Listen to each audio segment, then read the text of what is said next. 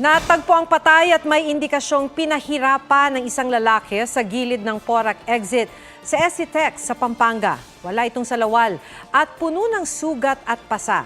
Ayon sa mga pulis, mukhang banyaga ang biktima pero inaalam pa kung ano ang kanyang pagkakakilanlan. Nasa ospital naman ang isang Chinese na dating pogo worker na pinagbabaril sa Porac kahapon.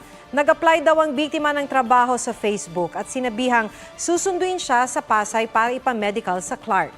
Doon na siya kinidnap. Iniimbestigahan ng Presidential Anti-Organized Crime Commission kung may kaugnayan yan sa iligal na aktibidad ng mga pogo. Gayon din ang pagpatay sa lalaking natagpuan sa Mexico, Pampanga noong November 1 at ang pagdukot sa dalawang babaeng Chinese na sinagip nitong Lunes sa Mabalacat.